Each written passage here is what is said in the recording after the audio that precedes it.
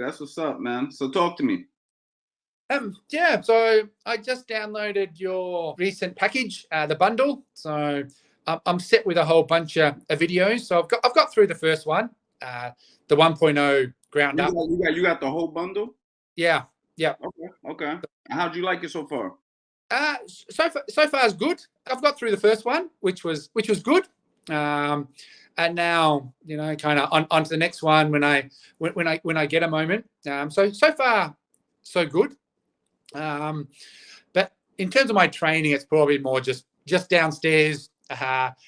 No gym at this stage with young family and whatnot, so time's a bit tough. So it's just a bit of training myself. And I just want to kind of pick your brain a little bit. I kind of enjoy the science behind it, the thinking, the science, I say, behind the boxing as much as anything, given that I don't go to a gym at this point in time. I'm not sure this is going to be covered in your training courses or not, but a bit about head movement is probably the one area that I kind of wanted to understand a little bit more. I guess probably in two phases. I guess, when you're doing your punches, right? Maybe you're 1, 2, 3, and you're doing that. Are you moving your head as you're doing those punches, or are you keeping it still when you're doing it? So I guess when I watch the first sort of bottom up, it's more like 1, 2, 3. I guess your head's quite still. But I guess if you're sparring or you're doing something, are you sort of moving your head with each punch that you do? It's this and then this, and you're keeping your head moving. Or how does that work? Well, that becomes a situational thing, right? So if we're exchanging jabs, if me and you are throwing jabs at the same time, yeah, then I may want to slip outside and throw my jab. Maybe the first one I throw it, I keep my hand here just to see if you're throwing yours, right? If you throw your jab, I catch yours as you throw yours, and the second time, maybe I'll slip outside and throw it.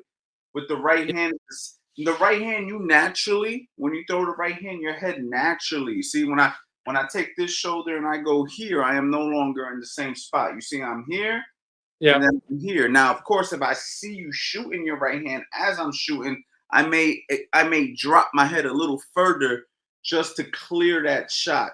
But these are situational things. You're not always going to have to move your head. Sometimes I will throw a combination from right here. Pop, pop, pop. Sometimes I will. And then other times I may shoot a shot here, a shot here. And another thing you have to remember is when you're boxing, a lot of the combinations that you're going to learn over the time of boxing, you're not necessarily going to be using them a lot at all times, right? So I'll give you an example. I have you have the Master Boxing Bundle? Yep. Okay, so you have the 50 combos to the head, 50 combos to the body, 50 head body. You'll eventually get to that, and you'll learn over time. Even just watch professional boxing. Guys aren't using all these different options all the time, and really, it really just comes down to situations. Like, for instance, if I'm hitting a heavy bag, or if I have a professional fighter hitting a heavy bag, typically we're throwing more jabs than anything. So I may be throwing a jab, a jab, double jab, triple jab, and then a 1-2, and then a 1-2-3, and then back to a jab, and then jab, and then jab, right? I'm going up, down, up, down. And then in between my punches, I'm giving you a little head movement just to make sure I'm not a still target when I'm not punching. And then when I'm punching, then I move my head when I'm finished. So that's another thing. You move your head, you move your hands, you move your feet. So I move my hands. When I'm finished, I move my head. And then when I'm finished, I move my feet by going to a new place. Now, this is once you get to the advanced stages, when you're fluidly moving in lateral movement and throwing combos and stuff of that nature. So I know I'm getting a little ahead here, but what I want you to understand is don't overthink the situations. Right now, you're at Build You From the Ground Up 1.0. Just focus on the form and technique, and everything you see there is more or less where you need to be. That's why I designed it that way. That's where you need to be. And you can't just watch it once. You can't watch Build You From the Ground Up 1.0 and then move on to 2.0 and then move on and then think that you figured it out. you're gonna have to stay there for a little while. You know what I mean? Yeah. Yeah. Yeah. I have done a little bit in the past, in a little bit of boxing. So So you have some experience. yeah, yeah. How come I've you're done. not? Are you in the community? No, not actually. I'm not even on Facebook. That's Well, can you, if you make let's just say you make a dummy account yeah. just Yeah. to join the community. When did you get the master bundle for the record? Oh, maybe about a week ago. Oh, okay, so you took advantage of the most recent sale. Yeah. Very smart man. I got rid of it yesterday. Yesterday was the last day. I Yeah. actually, it was supposed to be a 1 day thing, and then it turned into a 2 week thing just because people were just like, "Hey, can you please extend it?" And people were actually buying it, so I Yeah. let it go Yeah. a little longer. But give me 1 second here. It's taking a little while to load up. Okay, so Yeah. while this is loading, any other questions you want to ask me? All right. Yeah. So just on the head movement. So you say it's kind of situational. I mean, to be safe, like if you wanted to be safe, would you generally move each head, each punch, if that was, I guess going back to, I guess, kind of a basic, assuming nothing else. If you wanted to be safe and punch at the same time, would you do that? So you don't get counted at the same time you punch, in sort of very basic terms. Well, you don't want to. You don't want to do it. The Yeah. thing about moving your head in boxing is you want to give a target and take it away. That is the Yeah. key to the movement because if let's just say there's a move called the slip, right? So if I slip outside of your jab, I'm simply bringing my weight to the right side. Yeah. If I slip here without giving you a false sense that I am here, all you have to do is wait till I get here. And when I'm here, you can shoot your right hand. You'll actually still hit me with the right hand, even though I'm slipping outside. But if Yeah. or even a jab, if I go here, right, if somebody slips and they go there, I could just throw my jab to where his head is. Yeah. So what you want to do is give the false illusion that I'm here. So now you shoot the jab to where the target is. Then in the very last second, whoop, I slip it. And then when I slip it, that's when I fire back a right hand, or if I feel the opportunity, or I may slip it and roll, or I may slip it and circle, or I might slip and throw a jab at the same time. And these are the options that you have, but it comes with picking up on patterns. Yeah. It comes with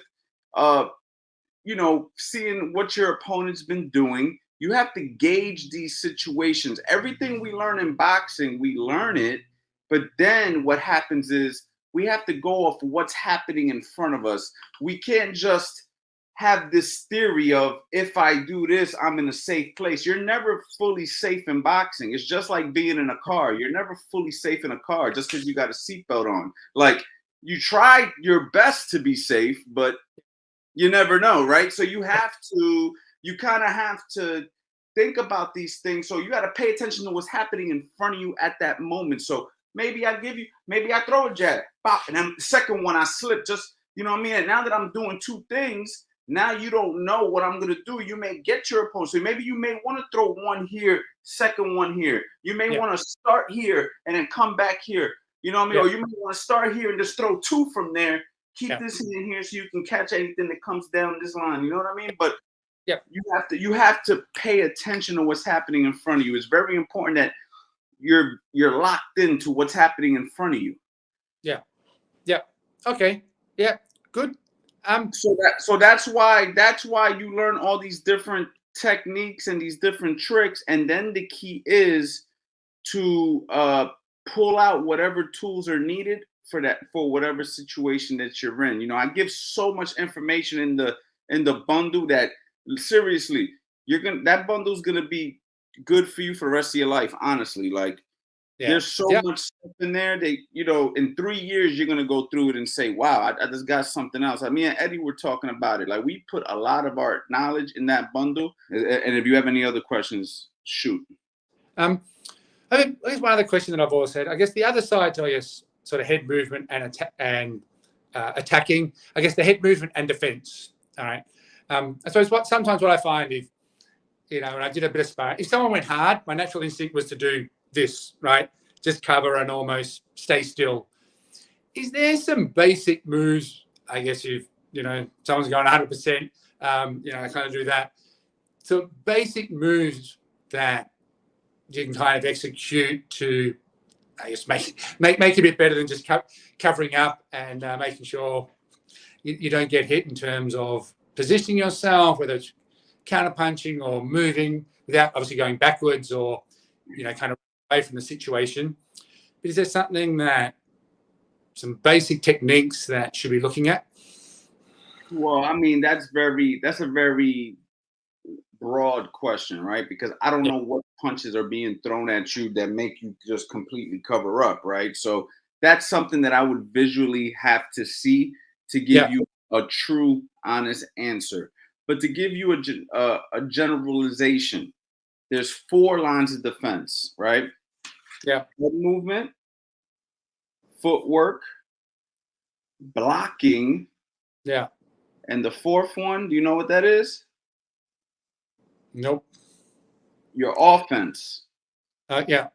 Okay, so when you punch, you will prevent somebody from punching at you. And doing this is an easy way to say, come punch at me. Yeah. So when you're doing this, you better do it with a plan. So, example, I used to do that when I was competing as an amateur fighter. I would cover up like this, but when punches would actually hit my gloves, example, I let them throw a 1, 2, 3. Guys would see this and they would go 1, 2, 3, right? Because it's easy, right? Because you figure there's an opening here for a hook.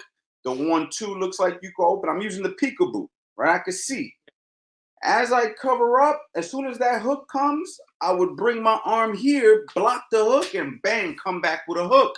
So now I'm punching at the end of their combination. I'm letting them know if you continue to punch, I will counter punch you. Yeah. Okay.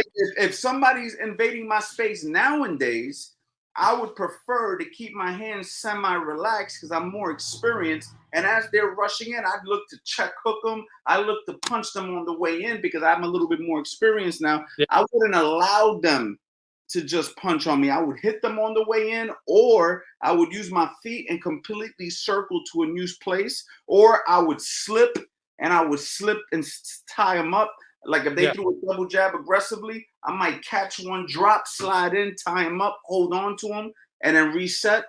So there's so many different options based off what's happening. Somebody's throwing a right hand, I might block it, I might slip it. You know what I'm saying? Somebody's throwing a hook, I might block it, I might roll it, or I might bend the waist under it. It depends. Somebody's throwing an uppercut, if they better be throwing an uppercut close, because if they're throwing an uppercut from here, I'm throwing a hook at the same time and I'm knocking them out. So it really just depends what's happening in front of me at that particular time. But one thing I'm not going to do is allow a person to continue to be offensive without punching back. Yeah. You have to let them know immediately there's a price to pay if you walk through the front door, right? What's the analogy that we use in boxing? Breaking the house. If you break into my house, good chance here, we live in the United States, good chance you're going to get shot. You're going to get shot breaking in my house. You see what I'm saying? Yeah. So if you break in my house, you're going to get killed. Something's going to happen to you. It's not going to be good. And one thing I will say to you is the same thing with boxing. You breaking in my house, there's a price to pay. You know, we're not in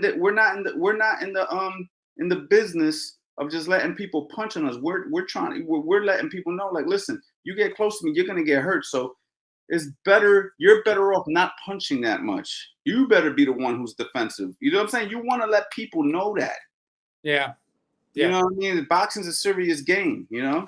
Yeah. Actually, that fourth one makes a lot of sense. It's not talked about. Everybody says there's 3 lines of defense. I said, no, there's 4. Yeah. You need offense. Yes. I guess sort of natural instinct for a lot of people is to move away, right? Get out of the situation. Is probably you don't win boxing matches without punching. Yeah. You know, and everybody looks at me as a defensive coach, you know, but the thing is, I'm not. I use defense. Yeah. And I use offense. Everything is 50-50. 50% head movement, 50% footwork, 50% offense, 50% defense.